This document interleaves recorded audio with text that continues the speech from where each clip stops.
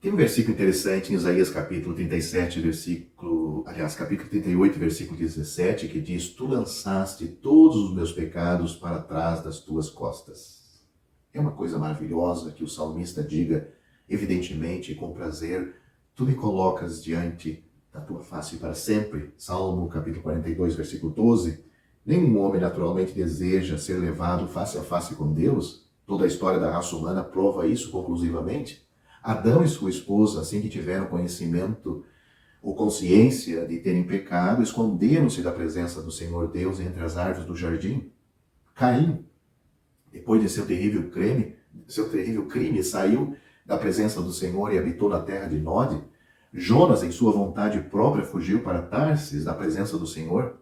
As Escrituras estão repletas de exemplos de homens sendo levados à presença divina e sendo imediatamente preenchidos com a mais profunda angústia. Se ler o caso de Isaías capítulo 6, será suficiente como exemplo. Esta é uma condição verdadeiramente terrível das coisas quando consideramos o fim e o objetivo para o qual o homem foi criado. Os homens se esquivam do olho de Deus que tudo examina. Como Hebreus capítulo 4, versículo 13, coloca isto muito bem. Não há criatura que não seja manifesta à sua vista, mas todas as coisas estão nuas e patentes aos olhos daquele com quem temos de tratar.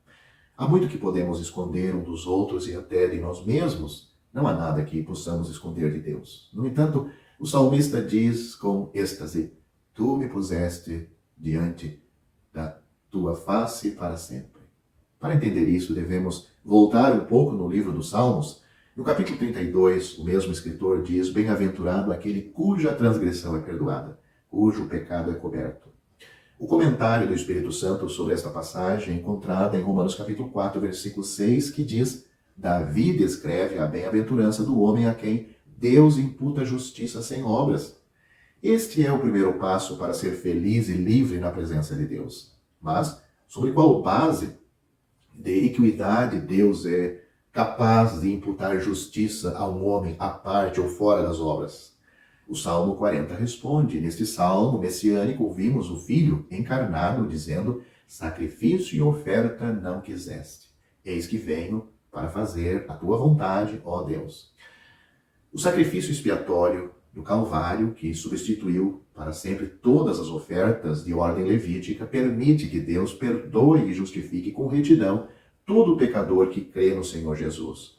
O salmista estava, evidentemente, na doçura da justificação quando escreveu o nosso texto: Tu me sustentas na minha integridade. Imagine o homem mortal dirigindo-se assim ao seu Criador. É a maneira do Antigo Testamento de expressar a verdade de Romanos 8, capítulo 8, versículo 33, que diz: Quem tentará acusação contra os eleitos de Deus? É Deus quem justifica. Quem é que o condenará? Há, portanto, algo a ser eliminado antes que qualquer homem possa desfrutar de Deus e estar em casa em sua presença abençoada.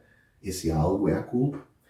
Por isso temos que recorrer a Isaías capítulo 38, versículo 17, onde diz: Tu, falando do Senhor Deus, tu lançaste todos os meus pecados para trás das tuas costas.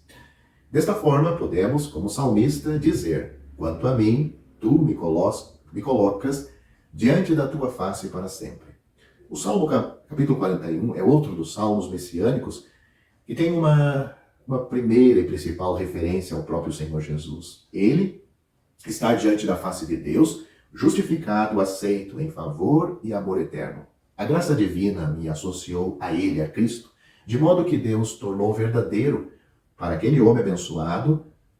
O que Deus tornou para aquele homem abençoado também é verdadeiro para mim. Estou nele, em Cristo, aceito em sua aceitação, abençoado com ele, como ele é abençoado, e amado como ele é amado.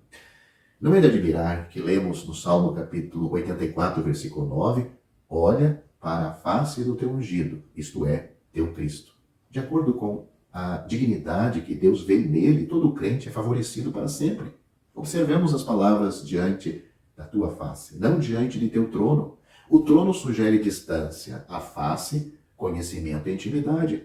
O caráter é declarado no rosto. Por toda a eternidade, Deus estará contando suas perfeições aos seus redimidos, e sempre aprenderemos que Deus é Ele e com quem temos de lidar.